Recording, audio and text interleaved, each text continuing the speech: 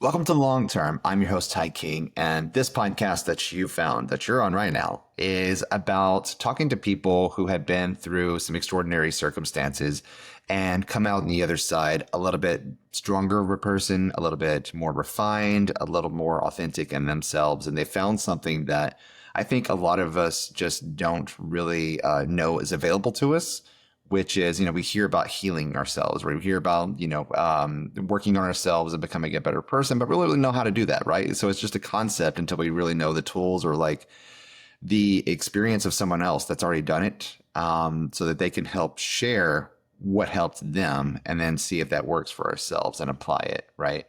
And hearing these amazing stories and the people that have come through here, you never know. I mean, like you go to the grocery store, you pass by dozens of people, hundreds of people, and you don't know what anybody has gone through, right? It's so easy to look at somebody who's successful now and be like, oh, they had it made, that you've been so privileged your entire life. It must be nice. But then you talk to them and you find out that everybody's been through something, and some of the most successful people have been through some of the most extraordinary, difficult circumstances that could have gone a very, very different way if they hadn't gained control of their life or taken a risk or found out some tools that helped them. So I'm always excited to talk to people who have been through those situations. And Izabela's story is a lot different from anybody else I've talked to, but can definitely relate to. So Izabela Oquendo is coming to us live from Spain. So Izabela, thank you so much for being here. Yeah, of course. Thanks for having me. Absolutely. Okay, so I know you've been through a lot, so I don't really quite know how to introduce you. I guess in certain realms of the business world, you'd be introduced as a very successful entrepreneur, right? To my crowd, you'd be introduced as somebody who's gone through a life-changing events, and you sort of found your way out of it. And now you're obviously sharing your story. It's going to be inspirational, but how do you define Izabela in 2026? Goodness, that's a loaded question. So I define myself, I guess, work-wise as a serial entrepreneur. I was never the 9 to 5 type of person. I've tried that, been there, done that. I've done corporate. Didn't work for me. I didn't even finish my training in corporate when I started looking for other options. And I've kind of found my place in the world of different businesses. And my husband and I, we've both tried a bunch of different businesses. We've failed more than most people have tried. And we've come out on the other side with, knowing what our strengths are, knowing what works for us, and just having a skill set that a lot of people I think don't have. Yeah, that's incredible. So you used to live within the States at one point. Yes. Yeah. So were you, I guess, were you naturalized here? Were you born here? So I was born and raised in Connecticut, Hmm. and my family is actually from Poland. So my parents came to the States from Poland in the late 80s. They fled Soviet occupation in Poland, and they came to start a better life for us, and American dream and everything. So I was born in the States in Connecticut. And yeah, that's where I lived my entire life until 2024 when I just decided to leave everything behind and just leave the country. Which seems very, very, very like recent. You know what I mean? Like we're only 2026, right? So it's only been 2 years. But it seems like a lot happened to get to that point, and then also a lot has happened in those 2 years space, right? Oh yeah, for sure. Yeah. Yeah. So in 2023, my father passed away, and it just kind of opened this whole I guess portal for me to just explore myself and reevaluate my priorities. Prior to that, I had some really bad friendship breakups, which I'm in my 30s. It's just so strange to me that I would be even going through something like that at this point in my life. But I found myself just kind of alone and not really many people to lean on in my life. It was right before I had my second baby, so, like, I went through the childbirth process and the newborn phase and everything without really, a huge support system around me, and then shortly after that, my father died, and I got to a point where I was just like, what is left here for me? It didn't really I felt really stagnant. I felt like, I wasn't really progressing. I was successful, but it was, like, really surface level success. Like, I was trading my time with my kids to pay the mortgage and to pay for, my ridiculously expensive car that was sitting in the driveway that I Yeah. wasn't going anywhere in because I had no friends. So, Yeah. it was just kinda like, just thinking about my priorities and, so we decided to do something a little bit unconventional. The stars aligned somehow for us to fulfill a lifelong dream of taking an RV trip. So what we did is, we were investing in real estate at the time, so we sold all of our properties and pretty much everything we owned, our cars, everything. We bought an RV and we hit the road for 6 months. So it was me, my husband, and my 2 little kids who are 5 and 2 at that point. So we spent 6 months traveling the United States, and it was Mm, amazing and awesome and, yeah. like, so freeing, just such a different feeling than what I had when I left, and then when we finished the trip, we moved to Spain. Wow, that's yeah, quite a bit to happen so quickly. And it seemed like one of the catalysts was your, I guess, distance that grew between you and your friends. And I think it's, obviously it's hard to make friends even as adults. I mean, at our age to to make new friends, but to have your best friends sort of disassociate themselves from you, was there like a big breakup thing, the events or something that happened between there? Or what happened? Honestly, Ty, your guess is as good as mine. It was like a night and day thing, like, everything was fine, and I can feel, a little bit of tension, and I never was able to pinpoint why. Yeah. And then, like, my best friend and I just had this, like, crazy blow up fight over really nothing. It was, like, something that I said that was taken completely out of context, and then the next day I thought, it was just a silly argument. I called, I tried to explain, and it was just like it got so I don't even know what happened, honestly. Like, it was all in text, so it's all in black and white. I go Mm, back and I reread it, and I'm just like, "I don't understand."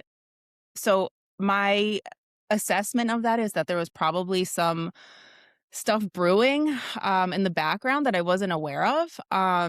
But what happened is a lot of mutual friends got caught in the crossfires. And unfortunately, my husband's best friend was my best friend's husband. wow. So my husband started to lose his friends as well. And, that went on for a couple of years, and people were just, like, falling off, not answering our calls, like, people that we were really close with, and we never really got closure on that. We never really, Mm. I guess, came to terms with what happened because it was all so sudden and just nonsensical to me. And yeah, I mean, it went on for a few years, and then we were like, "What are we doing here? It's time to go, leave this all behind." Yeah. And so, yeah, it's always important to have those, support structures around you. And obviously that's made up with like your best friends, the people that are closest to you, and they're supposed to be there through the, through the good and bad. Right. And all of a sudden, not having all those supports around you. And then your father passed away, which of course is it's hard no matter what your relationship was with your dad. I can't even imagine what you must have been going through. Wh- so that point where, you know, I guess, well, what did it feel like for you? I mean, at that point where after your father, obviously you're grieving, but then there's not as many people to lean on. Luckily, you had your husband, who was, I would assume, was very, very supportive. But both of you had lost, your best friends basically, and then your father passes away. So, what was that like for your situation? And was it how did that spark getting the RV and then traveling the country? Well, I mean, leading up to my dad's death, there was a lot of turmoil there too because he was sick for 9 months. Mm. He had Parkinson's, and then he had a heart attack, which the body is a weird thing. The heart attack like spiraled some neurological stuff, and he started having seizures, and dementia kicked in, and it was very, very difficult. And we don't have any family in the States. It was just me and my parents. My parents were divorced, so I was my dad's primary caregiver. My mom did step in to help. They have a very long history, and thank God for her. She was there to help. But it was really rough. It was 9 months of that, and it was just my mom and my husband helping me. Plus, we had our two little kids. My son was, I think, one at that time when it all started. So,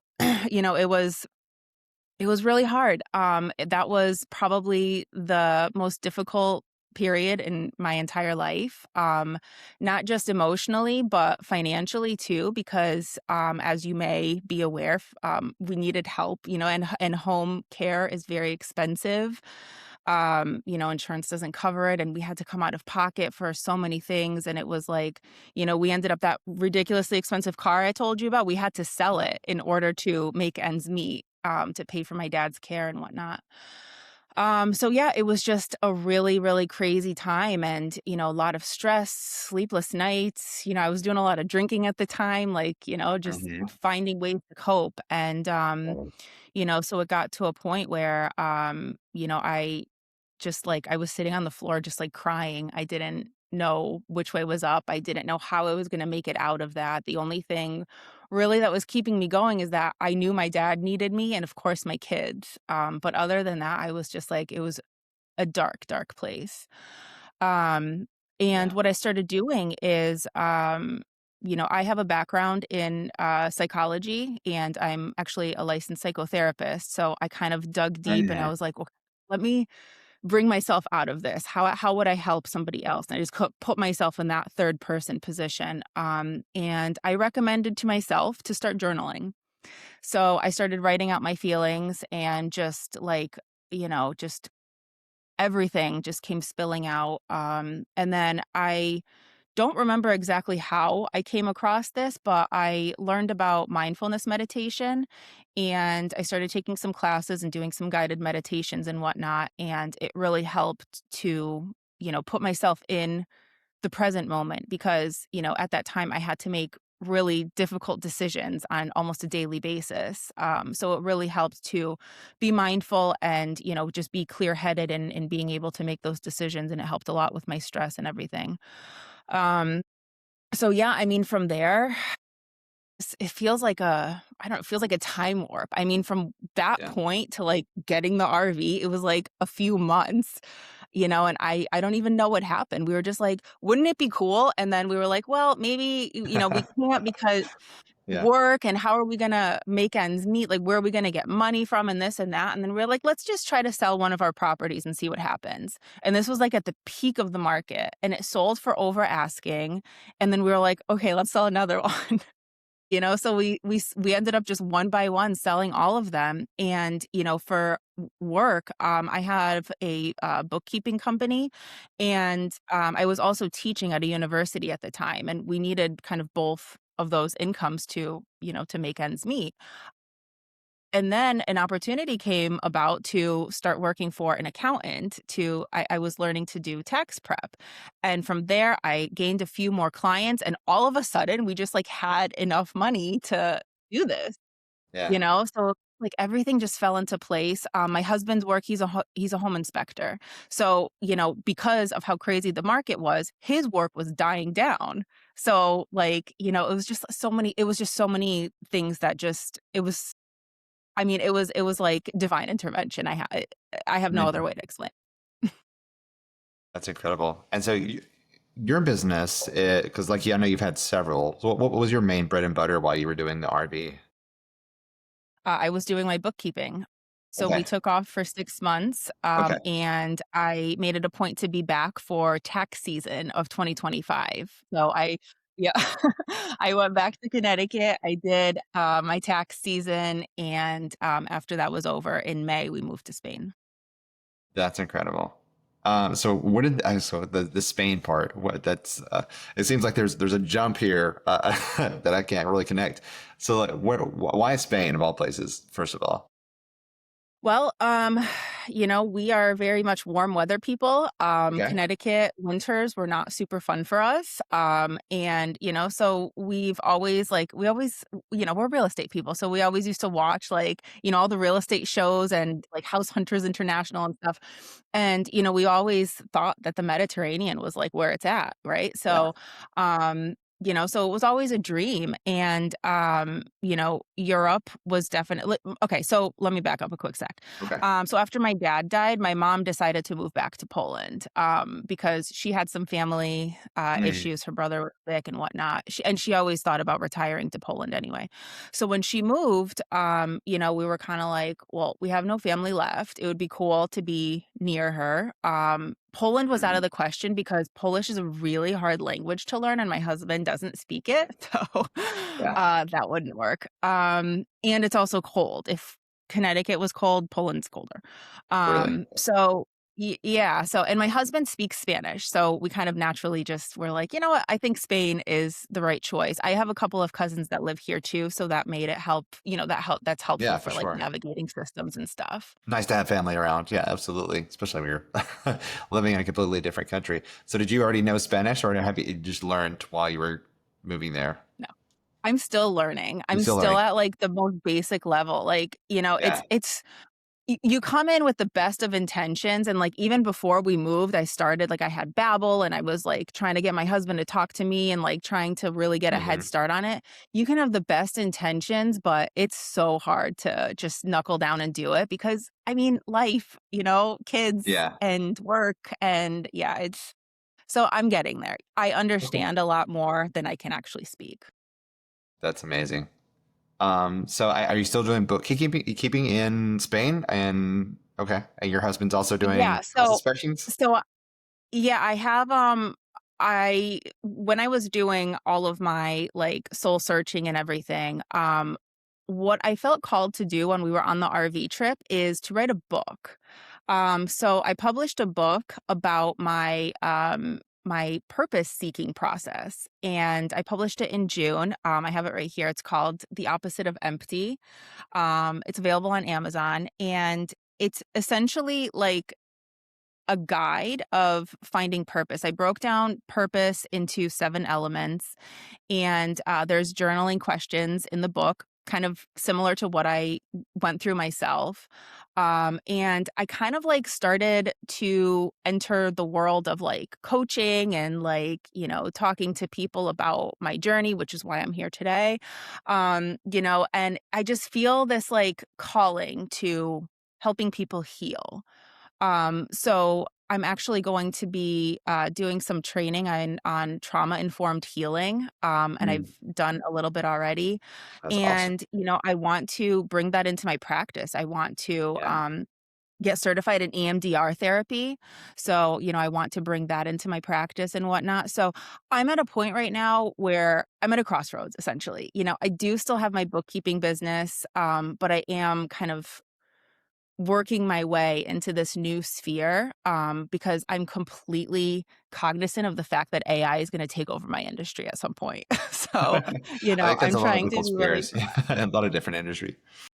yeah, I mean it's numbers, like it's numbers and data and Yeah. data input. It's the simplest thing for it to take over. So, I'm trying to be proactive and I'm also like I'm being pulled in that direction. And I don't think that's a coincidence. That's incredible. Yeah, and that's something that I think that AI will never be able to accomplish is that human connection. Whenever but like when people go through things like you have, and I think those always make like the best coaches and therapists and, but I mean, you're a peer basically. Like, yes, you're on a professional level, but you're somebody who's actually gone through it and like, what that experience is like rather than reading it from a textbook, right? Or like heard other people's stories and just been like, well, I can recommend this for you because this is what somebody else did. You're like, no, no, this is what I did. This is what I think, how I can relate. And it helps, build that connection, but it also gives better recommendations for people to like apply to their own lives. So yeah, I'm really glad that you're pursuing that because I mean, like, how many people could be helped if they had somebody that could relate to them and like, obviously, what you've done. is, I mean, like, I just had another interview where I was talking to somebody about finding your authentic self, right? And so that's what her whole story was about, was that she turned into a coaching business, trying to help people to be authentic rather than like performative emotions, or like you only talk and speak in this way because you're expected to. But now you've been through something really incredible, and you took a huge risk, which I think might be in your blood because you are an entrepreneur. But your whole family was on board with it. You know, like it's like let's go, let's do this, and then you moved to Spain, and like I know you said earlier that you'd grown your business into a six-figure business. So I mean, you're on top of it. I mean, like you've got you've got a lot of success coming out on the other end. What could have been, a very very different story. You know what I mean? There's depression. There's, feeling like abandoned, or and then like by your friends, but also then your father's passing, and then like your mom was going to move away, and then like it's you took it in a very very different direction. And I think we talk about tacit knowledge a lot, right? So it's whenever you're talking and telling your story, sometimes you tell something to people that you're not even realize that you're teaching them. And they're taking it away and like it's something that's really impactful for them. But to you, you're like, oh, this is just every day because it's your life. I think part of what you've told here is about, taking control and also taking those radical risks, but you didn't do it recklessly. Like you thought about it for a while, and then you were like, this is a big, crazy idea, but we're going to do it. We're going to pursue it. We're going to make this work. It wasn't irrational. It was just something I don't think that most people would do or feel comfortable to do. But she took that risk. I mean, obviously it worked out for you. So yeah, kudos on that. And like, it's amazing. Like your life is amazing. Thank you, thank you. And yeah, no, I totally I when I tell my story, I get so many people being like, "Wow, like, I wish I could," or "I would how do you do it?" And I didn't even realize that I have the tools to, like, teach people this kinda stuff, until very recently, actually. So, I was going around kind of, in my book, I shared my story, I shared some tips and how I did it and whatever. But, recently going on podcast and, doing promotion for my book and whatnot, it's really opened my eyes to the fact that like people can learn this. Like it's something that is transferable. And so that recently inspired me to I started a community. Because as I was sharing my story, I got so many messages like, "Oh my gosh, me too," or "I would love to do this," or "What's your advice on this?" So I decided to start a community for women who are kind of like on the brink of transition, whether it's work or life or relationships or whatever it may be. And to my surprise, a lot of people were interested. Like I got so Yeah, many messages like, "Oh, how do I join?" that's And, incredible. so we're at the like very like pilot level right now. But yeah, I think it's going to be something that's really cool. That's awesome. Well, Isabella, thank you so much for sharing your story. Before I let you go, this show's about learning from people who have had experiences just like you have, right? And so it's called Long-Term because we're looking for long-term solutions, for a lot of the different things that we deal with through life, the things that we're not really prepared for. They don't teach you about this type of stuff in school, right? And so you're not really prepared emotionally or a lot of different ways, and these things happen to us. And it's just like, oh, before then, you're just always, I never want those things to happen to me. And then when it happens to you, we're completely unprepared for it. And so, obviously your story speaks to a lot of people who have gone through very similar situations, but also people that are going to, you know what I mean? Maybe they hear you, they pick up something and they're like, oh, I know what she said. And then on that one episode of that one random podcast I listened to. But what would be your recommendation or your advice to someone who is like that version of Isabella, right? Whenever your friends weren't there, and all of a sudden you're having to deal with your father's his memory issues, or maybe the passing, and like you guys are just sort of abandoned in that area. What would be your advice to somebody who's thinking, I don't know what's next? Listen to your body. So this is something that I've been really getting into, and I did this back then 2, 3 years ago. I did this, but I couldn't name it. And now that like I reflect and I'm teaching from kind of the other side of it, I realize exactly what it was. It was somatics. when I dropped into a mindful presence, mindful state of mind, I could actually listen to my body. And I was able to hear my intuition for the first time. I mean, none of this makes any sense. What I did is completely illogical, but it was exactly what I needed and it was perfect. And the way that it just kind of unfolded so naturally, it's because it was meant to be. And the only reason that I was able to hear that is because I was listening to my body. I was in that mindful moment. I was in those mindful moments where I can actually hear my intuition and be guided and actually listen to it, because that's the other thing too, is you can hear intuition and suppress it, pretend it's not talking to you. But when you actually follow it, even if it doesn't make any sense, you'll see why eventually. Yeah, it's great. Thank you so much. Isabella, so if people wanted to follow you, keep up with you, and maybe even work with you in the future, where would they go for that? So the best place to contact me is through Instagram. My handle is Izabela. It's spelled Izabela dot Oquendo, Oquendo. I also have a Substack, and that's also my name on Substack. My Substack publication is called The Mindful Waypoint. Perfect. And I'll put links on the show notes for the audio episode. And if you're watching this on YouTube, it'll be down there in the description. So, Isabella, thank you again, like for sharing your story and being willing to talk about these things. And I mean, like that's incredible. They're going to make a movie about your life someday. So can't wait to see that. That would be cool. Yeah, absolutely. Let's get it started now. And thank you for listening. If you're on this podcast and you're in the audio platforms, you can find us on YouTube under Longterm, a podcast in recovery, and vice versa. If you're watching this on YouTube, you can find us on all the audio podcast platforms from iHeart, Apple, Spotify, the rest. And if you're here, we always talk about the calls to action, right? And so we love the subscribes, likes, comments, reviews. All of those are great. They help us grow the channel, and obviously it feeds the algorithm and then such. The main important thing here, I think, is to grow the message and not just the show, right? And so if you've heard Isabella say something here and you have somebody on your mind that you know is going through a very similar situation that she was in, maybe they're experiencing grief, or maybe they have felt like they've been, abandoned, or they don't have that strong support system around them, share this episode with them. That's the most important thing that you could possibly do.